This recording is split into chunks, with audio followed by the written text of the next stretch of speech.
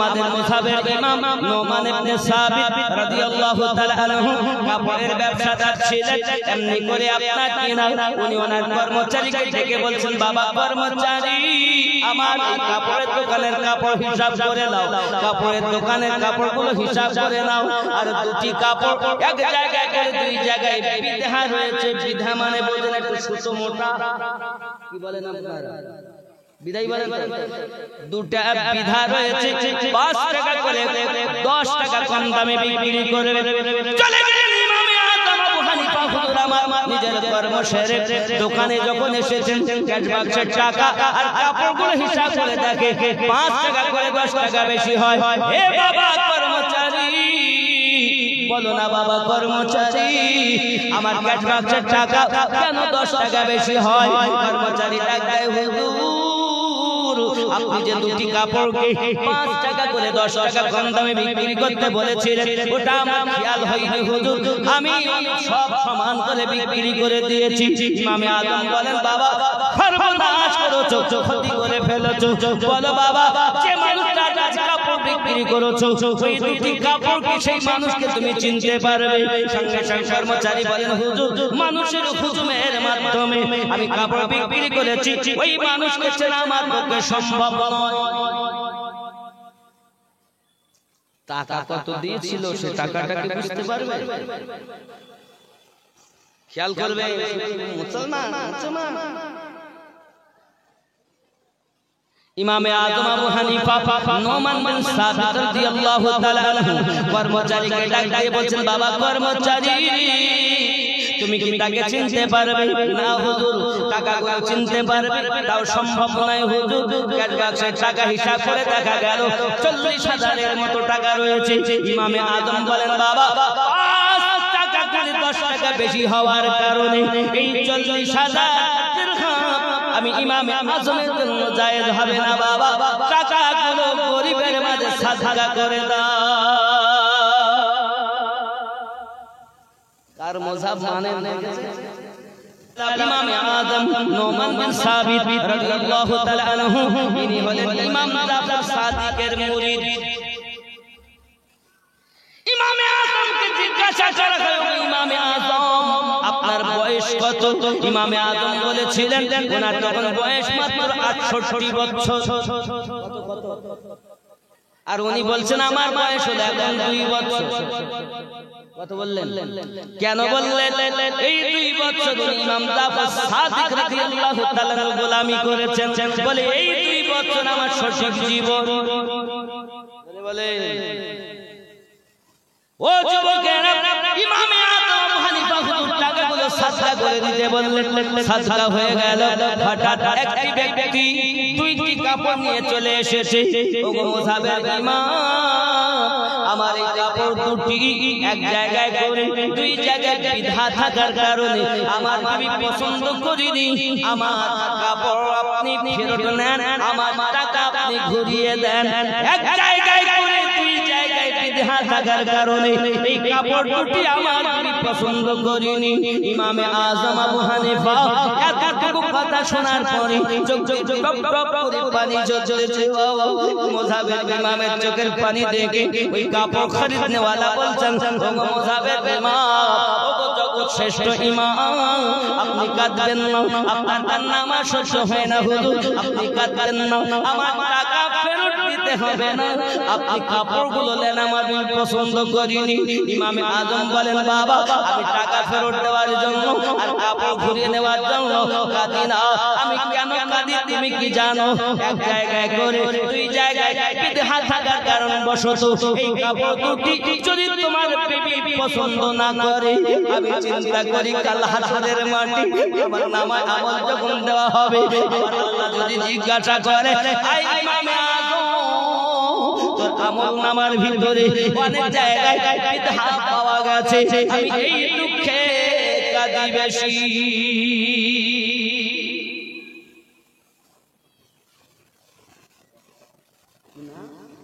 নসিমুল হক আব্বা মায়ের 200 টাকা আল্লাহ পকেট যেন না হয় ফাঁকা। ও আমার আম্মা ও জননী, ভালো করে আপনারা শুনে নেন, অবহেলা করবেন না আপনারা। তাহলে এত ইমাম নোমান ইবনে সাবিত রাদিয়াল্লাহু তাআলা আনহু যিনি আপনাকে না এমন করে আপনার সাজদা করলেন, এমন বড় কান্না করলেন, পৃথিবীর সরজমিনে আল্লাহ পাকের কাছে দোয়া করতেছে, হে বাবাজি বাবারা, মায়েরা বাবারা, আপনারা বলুন আমাদের আমলনামা ঠিক আছে? ঠিক আছে? ঠিক আছে তো? সিনেমা দেখবা, সিরিয়াল দেখবা, আর নামাজ ছাড়িয়ে দেওয়া, স্বামীকে কষ্ট দিবে, শ্বশুর শাশুড়িকে কষ্ট দিবে, খুব ভালো না বাবা। এসেছেন দুনিয়ায় চিরজীবনের জন্য না বাবাজি আমার সোনা মানিকেরা। কবর ভয়ানক ঘর, এই ঘরে আল্লাহ পাক আল্লাহ তাআলা সঙ্গে সঙ্গে আমার নবী পাক সাল্লাল্লাহু আলাইহি সাল্লাম বলেন, যে ব্যক্তি উত্তর দিতে পারবে না, অন্ধ ফেরেশতা, কালা ফেরেশতা আপনাকে না বুর্জ মারতে থাকবে। আল্লাহ পাক আল্লাহ তাআলার পক্ষ থেকে 70টি আজদাহার কবরে নিযুক্ত করে দেওয়া হবে। ওই 70টি আজদাহা আপনার তাকে কামড় মারতে থাকবে।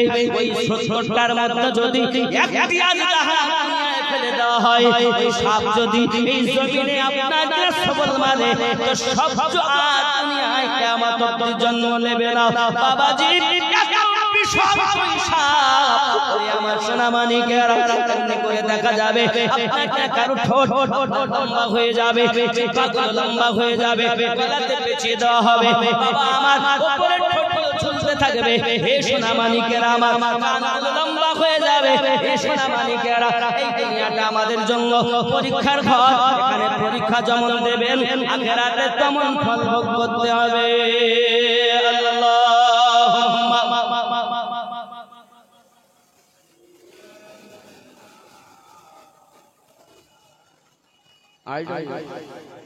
রাত বেশি করে লাভ লাভ ওয়া আলা আলি সাইয়্যিদিনা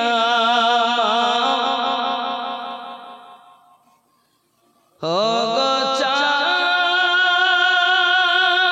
তুমি বলে দাও আমার নবীজি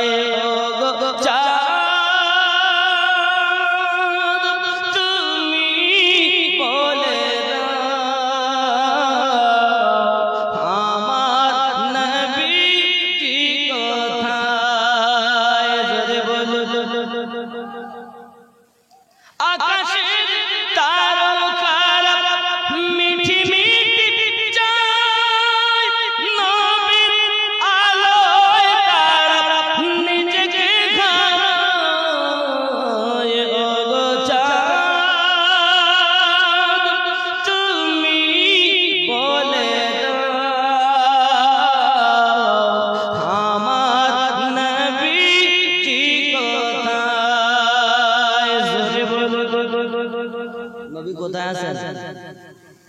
জানের থেকে আরো নিকটে জোরে আব্বাজি।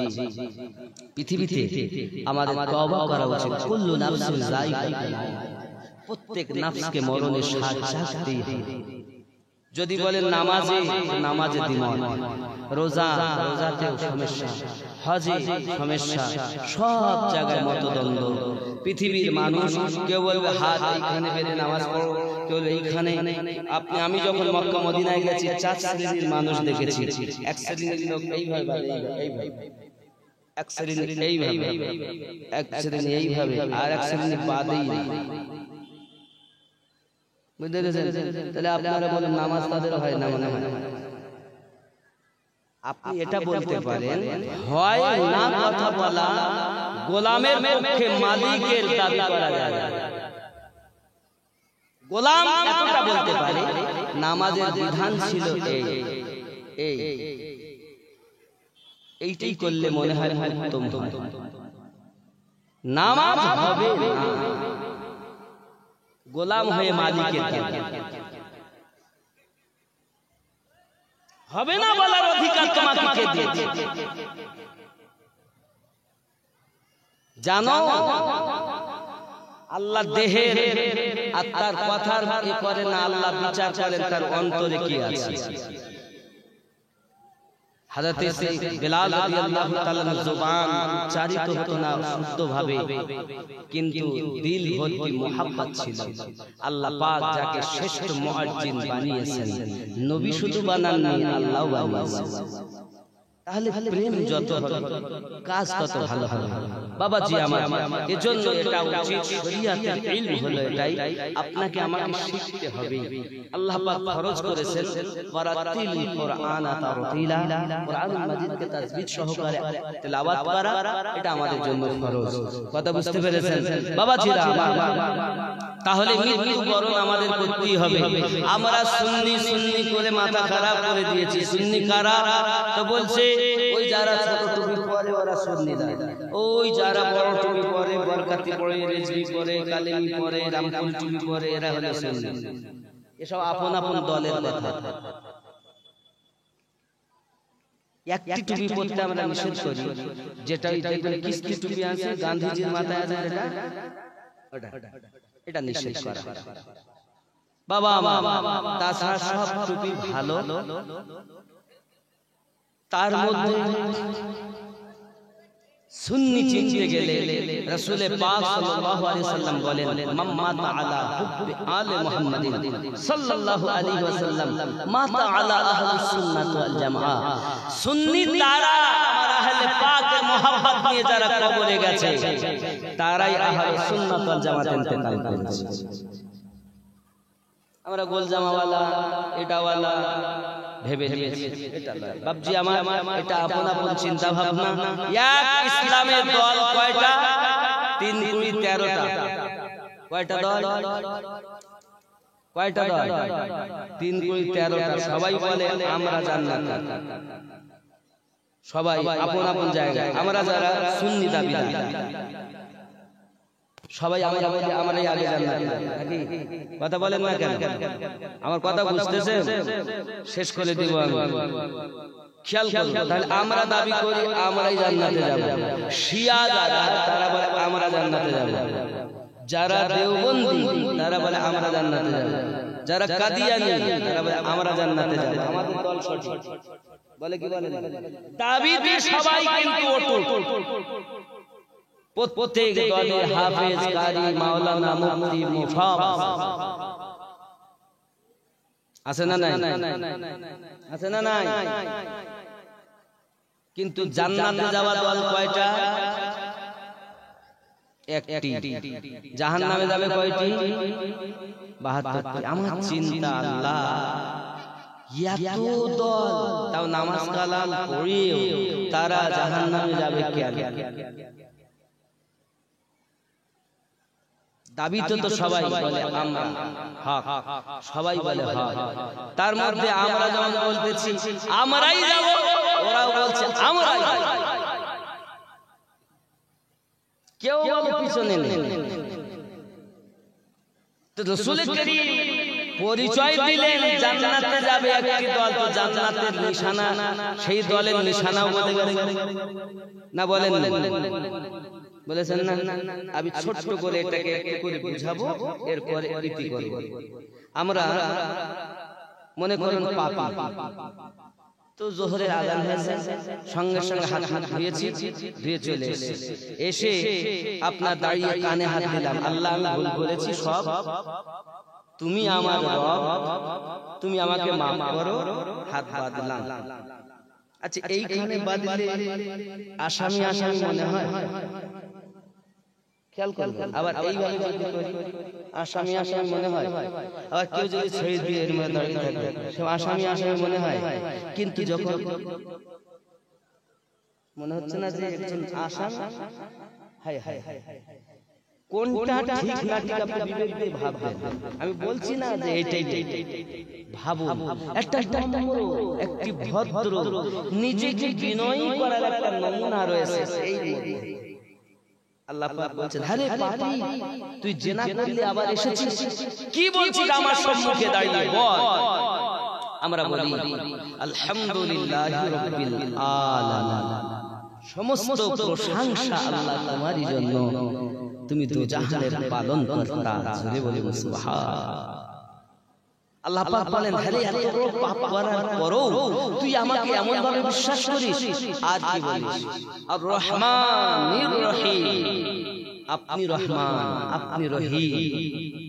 পাপ করার পরও আমাকে রহমান বলে স্বীকার করিস। আর কিছু ধারণা আছে আমি আল্লাহ সম্পর্কে? আছে।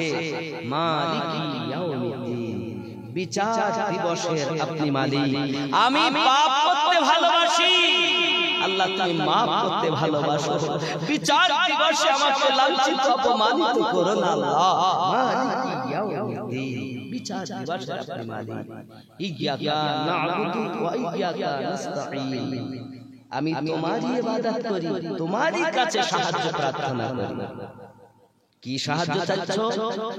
ইহদিনাস সিরাতাল মুস্তাকিম, আয় আল্লাহ আমাদিগকে সোজা সরল সঠিক পথে পরিচালিত করো। সিরাতাল্লাযিনা আন'আমতা আলাইহিম, তাদের পথে যাদের উপরে তুমি অনুগ্রহ করেছো। গায়রিল মাগদুবি আলাইহিম ওয়ালাদ-দাল্লিন, তাদের পথে নয় যারা অভিশপ্ত হয়েছে, লানত প্রাপ্ত হয়েছে, বহিষ্কৃত হয়েছে। আমাদেরকে চালাও সোজা সরল সঠিক পথ। কোন পথ? সিরাতাল্লাযিনা আন'আমতা আলাইহিম। কোনটা? সিরাতাল্লাযিনা আন'আমতা আলাইহিম, যাদের উপরে আপনার অনুগ্রহ আছে, দয়া আছে, ইনআম আছে। তাহলে বোঝা যাচ্ছে সোজা সরল সঠিক পথ আল্লাহর নেয়ামত প্রাপ্ত ব্যক্তিদের পথ। নাকি বলেন? নাকি বলুন? ভুল বলছি নাকি? নামাজি আমরা। তাহলে এবার আমাদের জানতে হবে আল্লাহ পাক ইনআম কাদের উপরে দিয়েছেন। তাহলে আমরা সোজা পথ দেখে সঠিক পথ দেখে বিসমিল্লাহির রহমানির রহিম।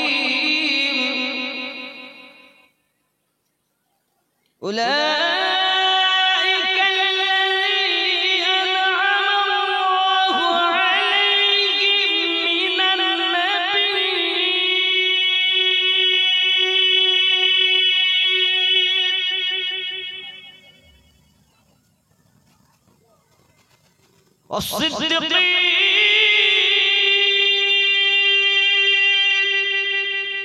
الشهداء الصالحين।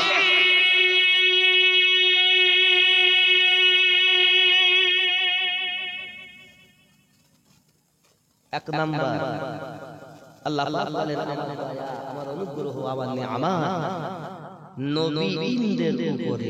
জোরে বলুন। তাহলে আদম পয়গম্বর থেকে ঈসা নবী পর্যন্ত যত নবী ও রাসূল আল্লাহ পাঠিয়েছেন, এখানে একটা জিনিস মাথায় রাখুন,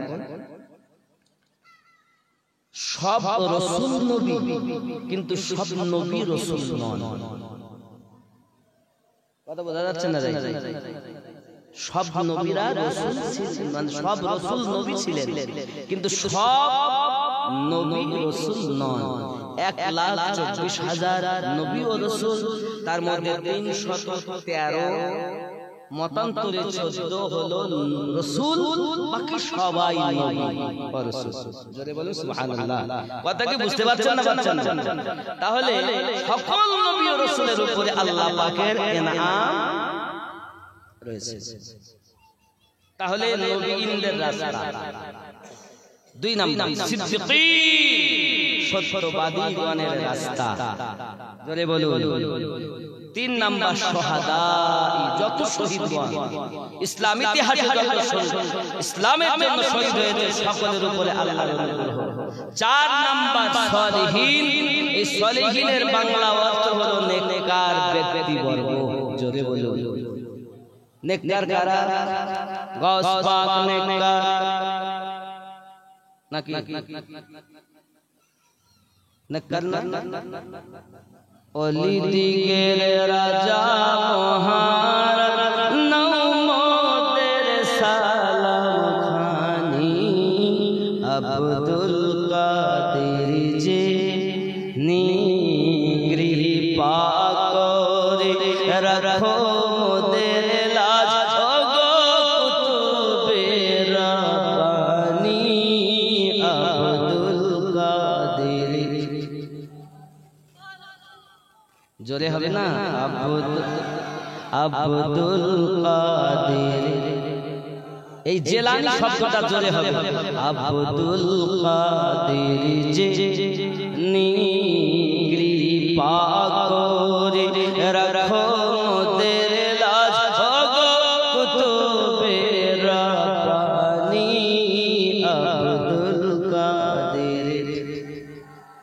মুসিবতে পড়ে মোরা ডাকি তোমায় দাস্তাগীর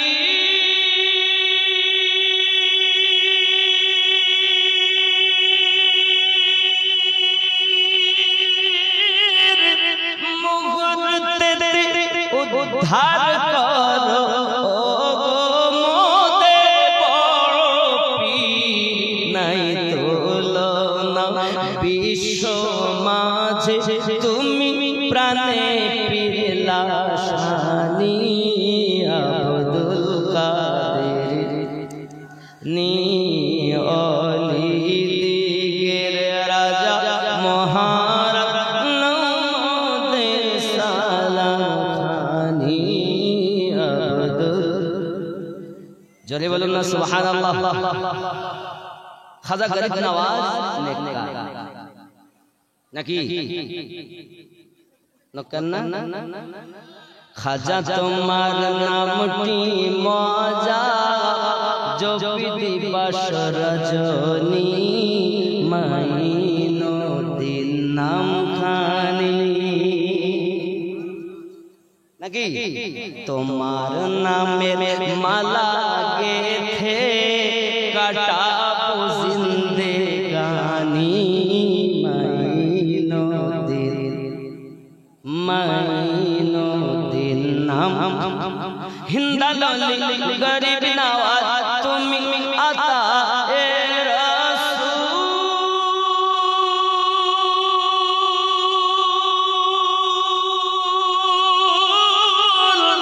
আউলিয়াদের মাথার তাজ চিশতিয়া তরিকার মূল।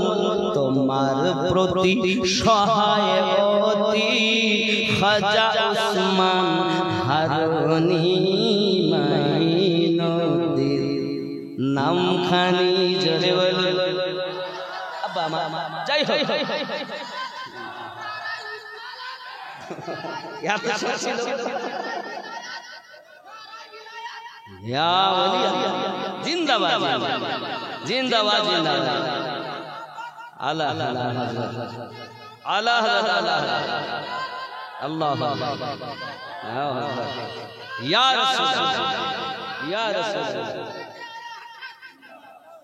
बाप जी ये ख्वाजा का दीवाना गौस का मस्ताना है और सैयद महरवी रज़ी अल्लाह ताला का आशिक है। सरकार आला हजरत का माशूक की आशिक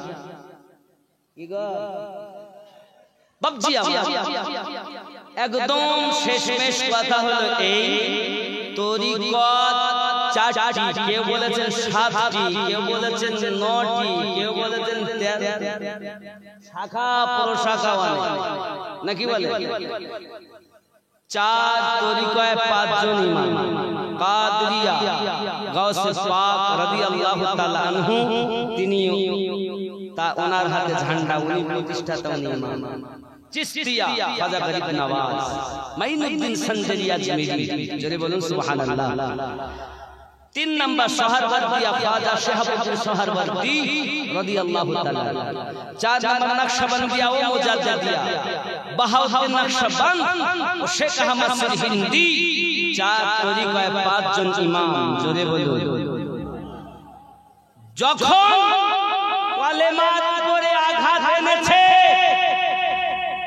শেখ আহমদ সরহিন্দি উঠে দাঁড়িয়েছেন আর যখন ঈমানের রাসূলে পাকের প্রতি আঘাত এনেছে সওদাগরামে अपना সরকারে আলা হযরত দাঁড়িয়ে গেছে নাকি বলেন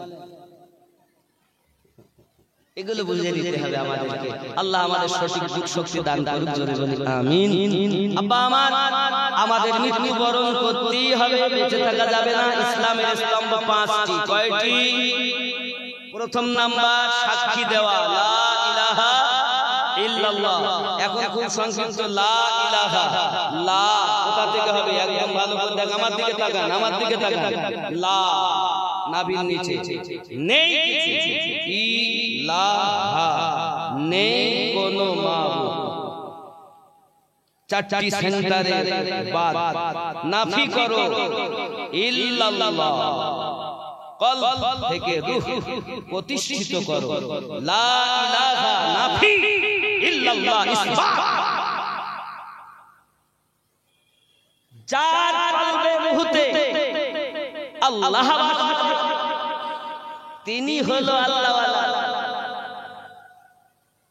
আল্লাহ যদি আপনি কোটের নবী কোথায় রব্বে করিম বলেন আন-নবিয়্যু আওলা বিল মুমিনিনা মিন আনফুসিহিম প্রত্যেক মুমিনের রূহ থেকে নফস থেকে আত্মা থেকে আরো নিকটে নবী রেখেছে হে যুবক খেয়াল করতে হবে তাহলে বোঝা গেল এই নাফি ও ইসবাতের মাঝে আল্লাহকে প্রতিষ্ঠিত করে যারা এইভাবে জীবন যাপন করেছে কল রূহ সির খাফি আকফা জীবিত করতে পেরেছে আপন মুর্শিদের কথাতে সেই ব্যক্তি হলো আসল মন পাগল তুই চিনলি না রে মুর্শিদ কেমন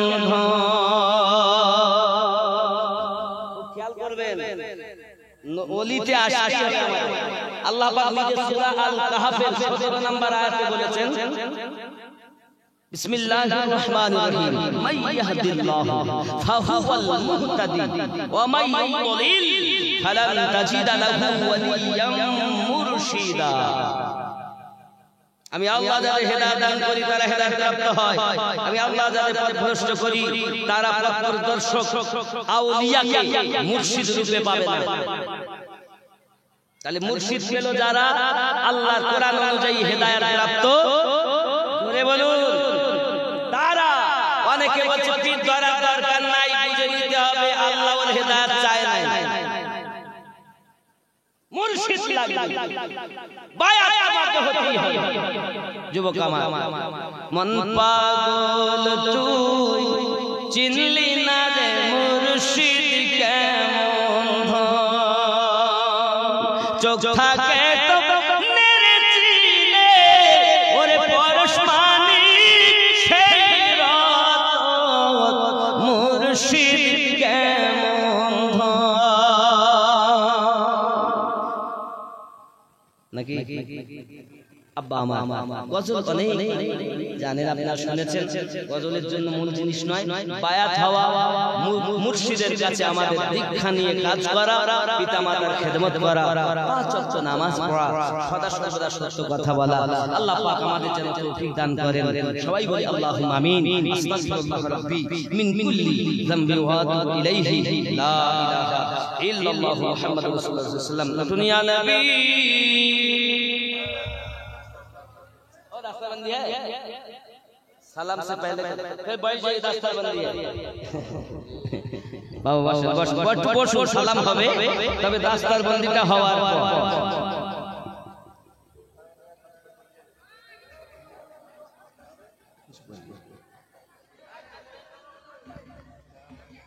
गज़ल नहीं, अभी दस्तरबंदी का हंसी मंजर आप अपने माथे की निगाहों से मुलाहजा करेंगे। दारुल उलूम गरीब नवाज ने इलाका में और बैरून इलाका में बड़ी खिदमत अंजाम दिया है और उन्हीं खिदमतों का ये समरा है कि गुज़श्ता साल कितने बच्चों की दस्तार हुई थी? गुज़श्ता साल जो है 2 बच्चे की दस्तार हुई थी और इन साल भी 2 बच्चे की दस्तार है। यानी इन दोनों बच्चों ने पूरे कुरान को अपने सीने में महफूज कर लिया है। আরামের বিছানা বিছিয়ে দাও। আজ এই 60 বছর ধরে দুনিয়ায় আরাম করতে পারিনি, কষ্টের উপরে কষ্ট করেছি। আমি আল্লাহকে রাজি করে নিয়েছি, আমার নবীকে রাজি করে নিয়েছে। তার আরামের বিছানা বিছিয়ে দাও। আমার বাবা পর্যন্ত আরাম ভোগ করবে, ঘুমিয়ে থাকবে। তাকে যেন দেখো না, কিতাব বর্ণনা দিচ্ছে যখন মুনকার আপনার ফেরেশতা দুইজনে যে হাজির হয়ে যাবে, তা আপনার আমাকে যখন আপনার দুহু দিয়ে ডাক দেওয়া হবে, আব্বা আমার আপনারা আমরা একটাই কথা বলবো, জলদি করে সরে যাও, আমাকে আসরের নামাজ পড়তে দাও। নামাজ হয়তো পড়া হবে না, কিন্তু তার একটা আগ্রহ থাকবে, আসরের নামাজ আমি আদায় করব। আব্বাজি কারণ আসরের নামাজের সময় চলে যায়, মাগরিব এসে যাচ্ছে। যদি আপনি রাতে দাফন করেন তবে কি অবস্থা, সকালে দাফন করেন তবে কি হালাত। বাবা আমার যখনই দাফন করবেন না কেন, ফেরেশতা আসার সাথে সাথে আসরের নামাজের কথা তার মনে পড়ে যাবে। চুপ করে এমনি করে যখন উত্তরগুলো দেবে, তার আরামের বিছানা বিছিয়ে দেওয়া হবে, কিয়ামত পর্যন্ত ঘুমিয়ে থাকবে। রাবিয়া বাসারীকে জিজ্ঞাসা করা হয়, বলো তোমার রব কে? বলো তোমার রব কে? রাবিয়া বাসারী রাহমাতুল্লাহি আলাইহা সঙ্গে সঙ্গে বললেন, আমাকে জিজ্ঞাসা করো না আমার রব কে, আল্লাহকে জিজ্ঞাসা করো আমি রাবিয়াকে আল্লাহ বান্দি বলে স্বীকার করে কিনা। কত ঊর্ধ্ব জগতের কথা একবার যদি ভাবি আমরা বুঝতে পারি। আমি যদি বলি আল্লাহ, আল্লাহ যদি বলে আমার আমি চিনি না। খেয়াল করে আমাদের শায়ের ইসলাম সাহেব আছেন, শায়ের ইসলাম আমার ভাই, আমার ভাই। ওনাকে জিজ্ঞাসা করা হচ্ছে, চেনেন আমিনুদ্দিন কে? না কে? আপনাদের চাপা করে মনে করুন একজন লোক এমএলএ, উদাহরণ এমএলএ হওয়ার পর গ্রামের লোক তখন যে দেখবেন পদে এসে যায় তার আত্মীয়র অভাব হয়। তো চাচলের একজন থানায় কেস করেছে, তো চলে গিয়েছে, জানো সে আমি অমুক এমএলএ সাহেবের খালা, মানে খালা তো ভাই হয়। থানার ওসি বলতেছে তাই। এখন ফোন করে জিজ্ঞাসা করছে, হ্যাঁ গো এমএলএ সাহেব অমুককে চেনেন? আমি চিনি। আল্লাহ আমার রব, এটা থেকে এটা জরুরি, আল্লাহ কি আমি রাবিয়াকে বান্দি বলে স্বীকার করে কিনা। হযরত রাবিয়া বাসারী রাহমাতুল্লাহি আলাইহা এই কথা বলেছিলেন, বাবা পৃথিবীর সরজমিনে আমি আমার মায়েদেরকে বলবো, জননী পৃথিবীতে আপনি অবহেলা করবেন না। কোন রাবিয়ার কথা বলতেছি জানেন? যে রাবিয়া বাসারী রাহমাতুল্লাহি আলাইহা সারা সারা রাত ইবাদত করতেন। বাবা চোখ যদি ঘুমাতে চাইতেন চোখে ঘুম দিতেন না, বাবা আমার পানি গুলে গুলে আপনার লবণ দিয়ে রেখে দিতেন, আল্লাহ পাকের ইবাদত করতেন। যখন চোখে একটু ঘুমাতে চাইতো ওই লবণ গোলা পানিটা চোখে ছিটা মেরে দিতেন। রাবিয়া বাসারী রাহমাতুল্লাহি আলাইহা চোখকে ডেকে ডেকে বলতেন, চোখ দুনিয়ায় ঘুমাতে চাস না, আমি তোকে এমন ঘুম দেব একবার ঘুমাইয়া যাবে, কিয়ামত পর্যন্ত কেউ ডাকবে না। ও মা খালা শুনে নাও, রাতের বেলা দুনিয়ায় জাগো বেশি, দুনিয়ায় কাঁদো বেশি, দুনিয়ায় কম খাও, কম ঘুমাও। যদি কিছু পেতে চাও রাত জেগে আল্লাহকে ডেকে নাও। এহ জগতে লাভ, পর জগতে লাভ। কোন রাবিয়ার কথা বলতেছি জানেন? হযরত রাবিয়া বাসারী রাহমাতুল্লাহি আলাইহা এমনি করে করে ইবাদত বندگی করতেন বাবা। রাতের নিশিত ইবাদত করতে মাথার চুলগুলোকে আপনার ঘরে ঘড়ির সঙ্গে আপনার বেঁধে রেখে দিয়েছেন, ইবাদতের ভিতরে রয়েছেন। বাবা আমার রাতটাকে বেছে নিতেন। এই রাত আমার কিয়ামের রাত, এই রাত আমার রুকু করার রাত, এই রাত আমার সিজদার রাত। ওরে আমার সোনা মানিকের রাত ভাত হয়ে যায়, ফজরের আযান যখন কানে এসে যায়, রাবিয়া বাসারী আল্লাহ পাকের দরবারে হাত উঠাইয়া বলেন, মালিক রাতটাকে এত ছোট বানায়া দিয়েছো, আমি রাবিয়ার মন ভরলো না আল্লাহ। আমি রাবিয়ার যদি জীবনটা যত দিয়েছেন একটা রাত যদি বানায়া দিতেন, আমি আল্লাহ আপনাকে, আমি রাবিয়া আল্লাহ আপনাকে ডেকে ডেকে অবুঝ মনটাকে সান্ত্বনা দিতাম। ইবাদত। আচ্ছা আমরা কোন মাযহাবের লোক? কথা বলেন না, আপনারা কোন মাযহাবের মানুষ? সুন্নি। সুন্নি মাযহাব না, আজকে শিখে নেন। আমাদের মাযহাবের নাম হলো হানাফি। কি কি? আবার হয়তো বাংলায় লিখে হানাফি, আসলে হানাফি হয় না, উর্দুতে হা নুন ফে ইয়া, হানফি। কথা বুঝতে পারবেন? হানফি মাযহাব। যদি বাংলায় বলি তাহলে হানাফি যাই বলি। আব্বা আমাদের নামের নাম কি? কথা বলেন, জানেন না? ওনার নাম হলো নোমান বিন সাবিত। উপাধি ইমামে আযম আবু হানিফা। জোরে বলুন সুবহানাল্লাহ। তিনি সারা রাত ইবাদত করতেন। কথা বুঝতে পারেননি? বুঝতে পারেননি? হে বাবাজি, নিজে ইবাদত এমন ছিল যে ইবাদতের ভিতরে কোনো ত্রুটি নয়। রমজানুল মুবারক মাস আসতেন তো উনি আল্লাহ পাকের কোরআন এত সুন্দরভাবে তেলাওয়াত করতেন। রাতের বেলাতে এক খতম, এক পায়ে 15 পারা, পায়ে এক পায়ে ভর দিয়ে দাঁড়িয়ে কোরআন তেলাওয়াত করতেছেন সারা রাত। বাবাজি আমার দুই পায়ে এক খতম কোরআন খতম হয়ে গেল। বাবাজি দিনের বেলা সকাল থেকে সন্ধ্যা পর্যন্ত এক খতম, 30 দিনে 60 খতম। আর তারাবির নামাজ 20 রাকাত এক খতম, 61 বার কোরআন খতম করতেন। ইমামে আযম পা ফুলে মোটা হয়ে গেছে। ইমামে আযম বলতেন, আল্লাহ আমাকে যদি মানুষ না বানায়া পশু বানায়া দিতে, আল্লাহ আমাকে মানুষ না বানায়া যদি গাছের পাতা বানায়া দিতে, জঙ্গলের পশুরা আমাকে ভক্ষণ করে নিত, কিয়ামতের দিন হিসাব দিতে হতো না।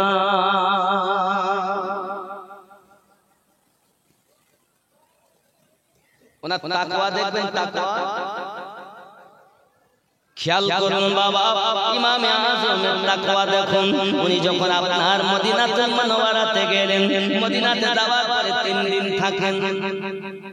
কয়দিন থাকেন খেয়াল করবেন।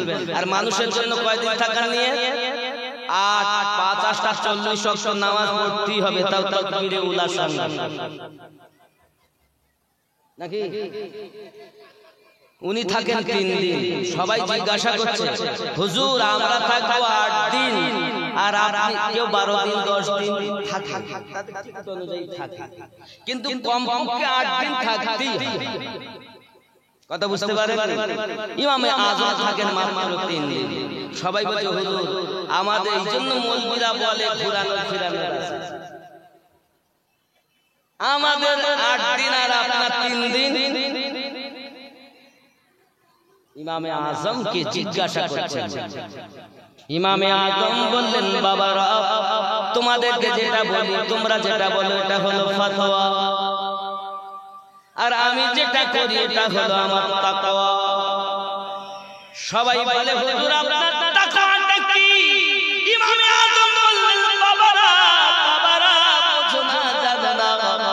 আমি ইমামে আজম নোমান বিন সাবিত, আমি ইমামে আজম 3 দিন পর্যন্ত পেশাব পায়খানা না করে থাকতে পারি, 3 দিন পর্যন্ত পেশাব পায়খানা না করে থাকতে পারি।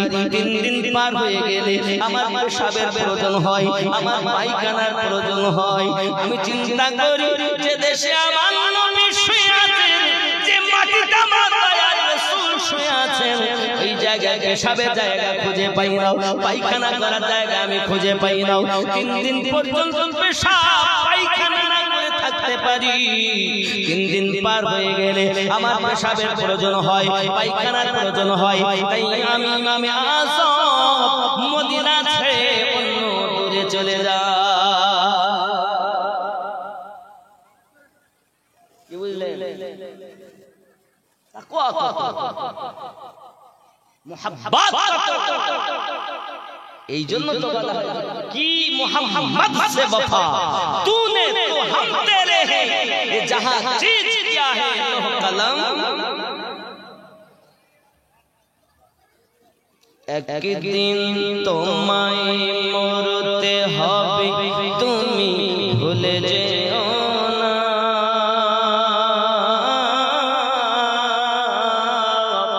হবে মাটির বিছানা গো তোমার আসল ঠিকানা।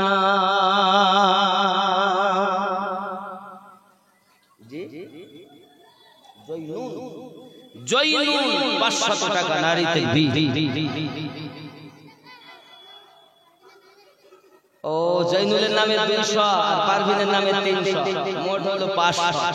আল্লাহ কবুল করুন। নারী তাকবীর। এই আওয়াজ ওয়াজও হয় না, তাকবীরও হয় না। মোহাম্মতে নারী তাকবীর, নারী রিসালাত, নারী রিসালাত, নারী হায়দারি। দানকারী দাতা কম, আওয়াজের ভিতরে জোশ নাই। এজন্য আমি আমার জালসালেই আমি জওয়ানি চাই। আর আপনারা কি করেন জানেন, সেই রাত 12টা মানে 12 মানে বেজে গেল, মৌলবি আদওয়া পুরো মরা শ্রোতা। তো যাই হোক, যতটুকু হয়, যদি আপনারা মনে করেন বক্তব্য শুনবো, তো আমি বলবো কাছে আসুন। ফাঁকা ফাঁকা আমি ওয়াজ করতে পারি, একটু দয়া করে কাছে আসুন। মোহাব্বতে ইয়া রাসূলুল্লাহ ইয়া হাবিবাল্লাহ ইয়া রাসূল, মোহাব্বতে ইয়া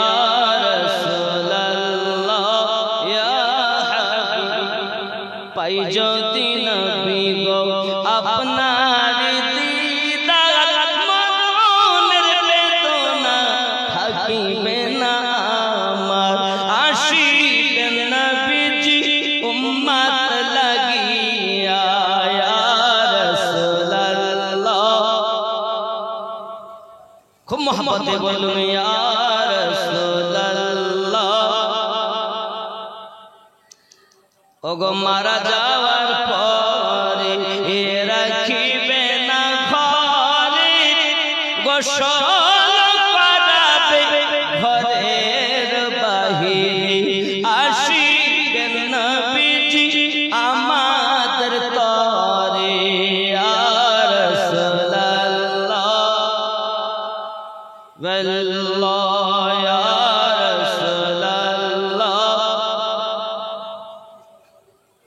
ওগো গোসল করায়া কাফন পরাইয়া, আসবে যখন আমায় কবরে রাখিয়া, গোসল করায়া কাফন পরাইয়া, আসবে যখন আমায় কবরে রাখিয়া, লইয়া গোলে গোলাম বলিয়া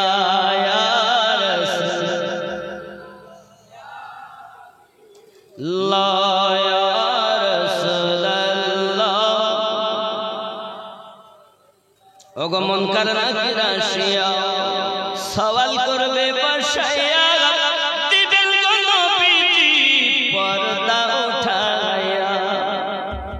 মুনকার নাকির আসিয়া সওয়াল করবে বসাইয়া,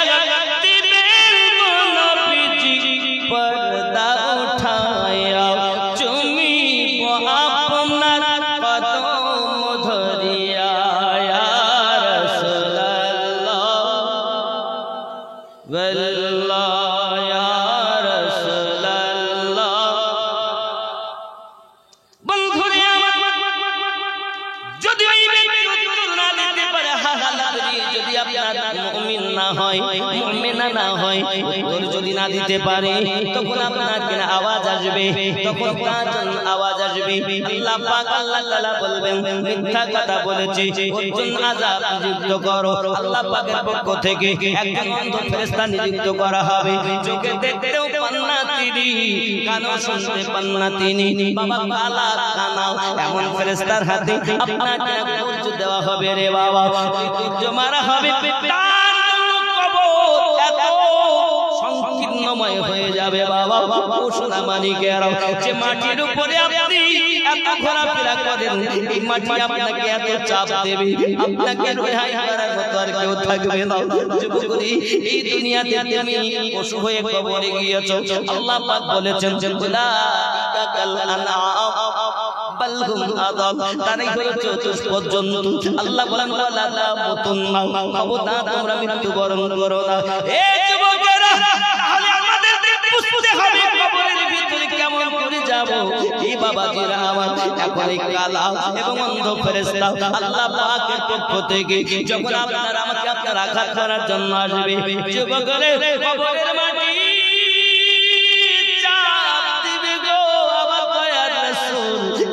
সাহাবায়ে কেরাম রিদওয়ানুল্লাহি তাআলা আলাইহির মাঝে রাসূল পাক আমার হাত দিকে নিয়ে এমনি করে আঙ্গুলের ভিতরে আঙ্গুল ভরে বলছেন, এমন করে পশলির ভিতরে পশলি ঢুকে যাবে, মাটি আল্লাহ চাপ দেবে। এই যুবকেরা তুই বুঝবে দুনিয়াতে কি করে আসলাম, আব্বাজি আমার এমনি করে আপনাকে আযাব দেওয়া হবে। আর ফেরেশতা কুঞ্জ মারবে, যখন হাত মারবে বন্ধু, আপনাকে মাটির তলদেশে চলে যেতে হবে। আবার আল্লাহ পাকের আল্লাহ পক্ষ থেকে আবার আপনি সুস্থ আবার উপরে আসবেন, আবার আপনাকে মারা হবে। আহারে, এইভাবে আযাব হতে থাকবে। মরণ চাইবে, মরণ হবে না, আমার তার জন্য আযাব হবে। যুবকরে মানুষ হইয়া কবরে যাও, ছেলে তোমার নয়, মেয়ে তোমার নয়, আত্মীয় তোমার নয়। এই জন্য তো বলা হয়েছে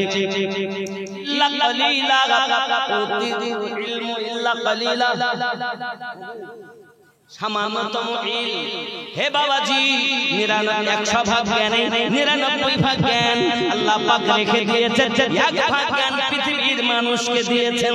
তাই যদি মেশিন বানাতে পারে, হেলিকপ্টার বানাতে পারে, রকেট বানাতে পারে, কম্পিউটার বানাতে পারে, এই যুবকেরা আমার 1 ভাগ জ্ঞান যদি 800 কোটি মানুষের ভাগে হয়,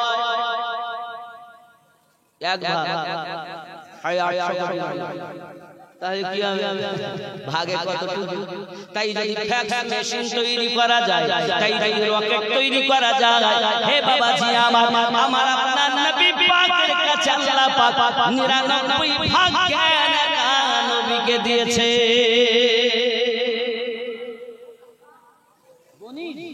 বনিস নামে 1000 আল্লাহ হবেন না যেন বেজার, স্বপ্নের মাঝে রাসূল পাকের করিয়ে দিবেন দিদার, করে বলুন আমিন। রাগ করলেন? আব্বাজি আমার সোনা মানিকেরা, প্রিয় রাসূল সাল্লাল্লাহু আলাইহি ওয়াসাল্লাম এমনি করে আপনাকে না বললেন অন্য কোন পাপ নয়, পেশাবের ছিটা থেকে বাঁচতো না।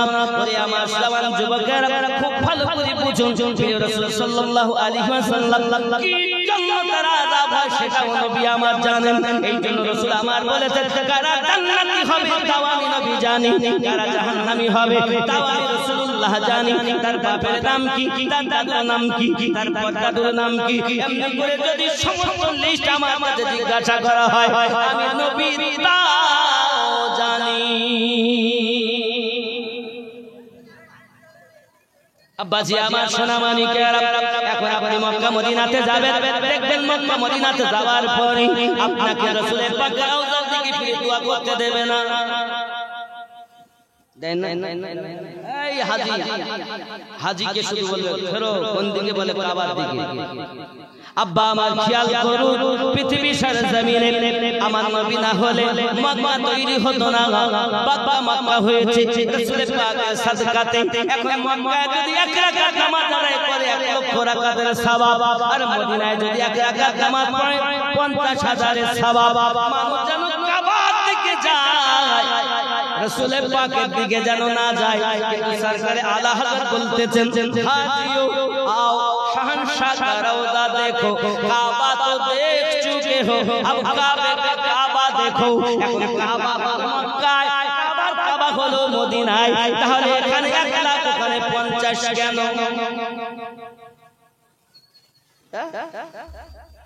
ভেবেছেন কখনো ভাববার সময় আছে না নবী আমাদের কাবা তাহলে কাবা ঘুরি কাবায় পড়লে যদি এক রাকাতে 1 লাখ আর কাবার 50 তাহলে কি মনে হয় তাহলে এই জিনিসটা কি সঠিক হয়েছে না ভুল হয়েছে হ্যাঁ আব্বাজি আমার ভাববেন যিনি কাবার কাবা তার কাছে 50 আসলে কি জানেন যদি নবীর কাছে বেশি বলতো তাহলে কি মক্কায় যেত কাবায় কাবায় কি করতে বাপজি আপনি যতই কাবায় যান কিন্তু কাবার মেসাবে রহমান আপনাকে আমাকে পরিচয় দিচ্ছে এখানে এসেছো কাবা পেয়েছো আর এই কাবা যদি তুমি দেখতে চাও এই মেসাবে রহমান আমি সাক্ষী দিচ্ছি মদিনায় চলে যাও আল্লাহর রহমতে হাতে খানায় কাবা ধরেছি বাবা ধরেছি আপনাদের বলবো যে আজ এই যে আমরা জলসাতে উপস্থিত হয়েছে এটা আমাদের নসিব দোয়া হবে সকলেরই আব্বাজি আমার সোনা মানিকের তাহলে যারা আমার আপনার নবী সম্পর্কে বিদ্রূপ মন্তব্য করবে কুধারণা করবে তাদের দলে আমরা নই আমরা এতটুকুই জানি আমার নবী পাক সাল্লাল্লাহু আলাইহি ওয়াসাল্লাম শরীয়তের জীবনে বাশারি পোশাকে এসেছেন কিন্তু দুনিয়ার কোন বাশারের সঙ্গে রাসূলের তুলনা হবে না তিনি হলেন খায়রুল বাশার নবী হলেন মানুষ কিন্তু দুনিয়ার কোন মানুষের সঙ্গে নবীর তুলনা করা যাবে না তিনটি রূপ বাশারি মালিকি হাকিকি জোরে বলুন জিবরাইল আমিন নিজে বলছেন যে কত দেখলাম আসমান জমিন ভ্রমণ করলাম কিন্তু আপনার মতো কাউকে পাইনি জিবরাইল আমিনের আকীদা নবী সর্বশ্রেষ্ঠ নবী আর আমাদের মুসলমান হওয়ার পরেও রাসূলের পাকের প্রতি ধারণা কম যাই হোক নবী আমার উপরেও যেমন দেখেন ভিতরেও তেমন দেখেন ডাইনে যেমন দেখেন বামে তেমন দেখেন উপরে যেমন দেখেন নিচে তেমন দেখেন পিছে তেমন দেখেন মানুষের চোখ কয়টা তিনটা কয়টা একে চন্দ্র দুইয়ে পক্ষ তিনে আর একটা চোখ জ্ঞান চোখ দিল চোখ একটি হলো জ্ঞান দুই ভাগ পুঁথিগত জ্ঞান দীক্ষাগত জ্ঞান পুঁথিগত জ্ঞান এই মাদ্রাসায় কলেজে ইউনিভার্সিটিতে যেখানেই পড়ুন না কেন এই জ্ঞান চর্চা না রাখলে ভুলে যায় কিন্তু ইলমে মারিফাত জীবনে ভুলে না ইলমে মারিফাত জীবনে ভোলার নয় এই দুই জ্ঞানে যিনি জ্ঞানান্বিত সেই হলো জ্ঞানী জোরে বলুন সুবহানাল্লাহ আরো জোরে বলুন না সুবহানাল্লাহ বাপজি আমার জ্ঞান চক্ষু আব্বা আমার একটি হলো অন্তর চক্ষু ওই চক্ষুটা কোথায় যখন আপনার এই পাঁচটি লতিফা জীবিত হবে তখন আপনি এই চাপা করে বসে নবী পাকের দিদার পাবেন আর যদি মনে করেন বাপ কবরে কিভাবে আছে একটুখানি দেখি উপরে চোখ বন্ধ করবেন ভিতরের চোখ খুলে যাবে ভিতরে আযাবে না আরামে তাও দেখে নেবেন কিন্তু আসলে তো আপনি চোখ থাকতে আপনি অন্ধ আল্লাহ পাক বলছেন চোখ দিয়েছি কিন্তু দেখে না কান দিয়েছি কিন্তু শোনে না রাসূল আমাদের জন্য কাঁদতেছেন আমরা শুনি কথা বলেন না কেন জাহেরে মনে করি শুনি না আসলেই আল্লাহ পাক রব্বুল ইজ্জাত বুঝাতে চেয়েছেন কান দিয়েছি শোনে না চোখ দিয়েছি দেখে না দিল দিয়েছি চিন্তা চিন্তা ভাবনা করে। যুবক আমার, আল্লাহ পাক আমাদেরকে বুঝাতে চেয়েছেন বান্দা বান্দি তোমরা চিন্তা ভাবনা করো। শুধু তাই নয় বাবাজি, কবরের কথা যখন বলা হতো প্রিয় রাসূলের সাহাবী হযরত উসমান বিন নুরাইন রাদিয়াল্লাহু তাআলা আনহু কেঁদে কেঁদে চোখের পানি ঝরিয়ে দিতেন, ওয়াকাত করে কাঁদতেন। সবাই জিজ্ঞাসা করে হুজুর আপনি হাসরের কথা শুনে এত কাঁদেন না, অন্য কথা শুনে এত কাঁদেন না, আপনি কবরের কথা শুনে কেন কাঁদেন? হযরত উসমান বিন নুরাইন রাদিয়াল্লাহু তাআলা আনহু তিনি জান্নাতের সার্টিফিকেট প্রাপ্ত ব্যক্তি, তারপরও তিনি বলতেন আমি এই জন্য কাঁদি, কবর হলো আখিরাতের প্রথম মঞ্জিল, ওই মঞ্জিল থেকে যদি আমি রেহাই পেয়ে যাই তাহলে সমস্ত ঘাটি আমার আসান হয়ে যাবে।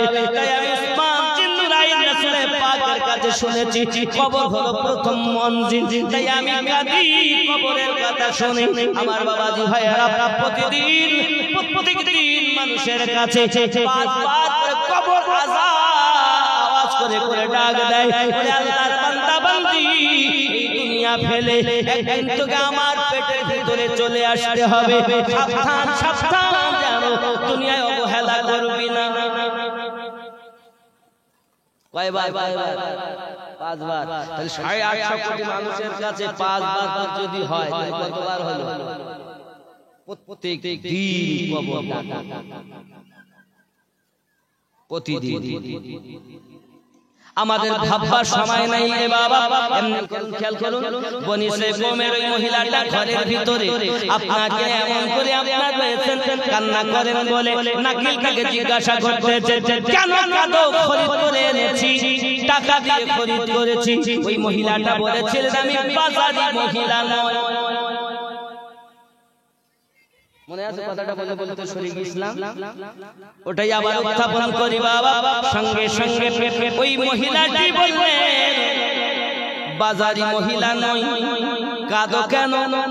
মহিলাটি বলে কাল এই মুখ আমার আল্লাহকে দেখাতে হবে।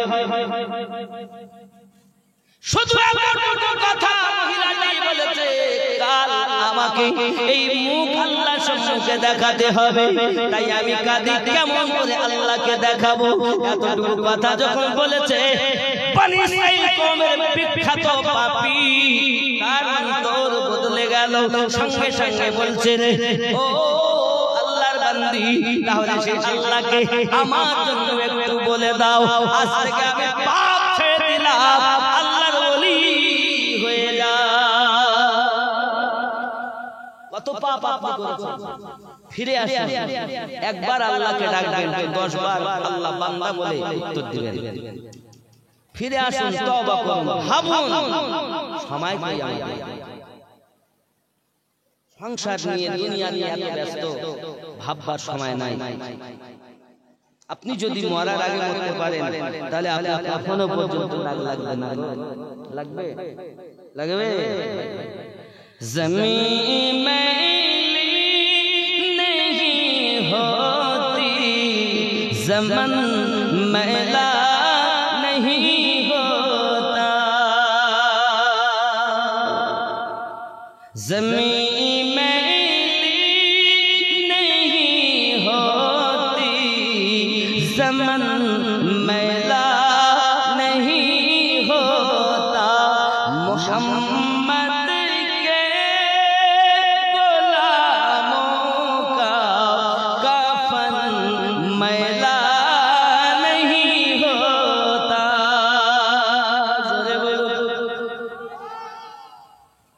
ठीक ना? जो नामे मुस्तफा चुम ले नहीं दुखती कभी आंखें,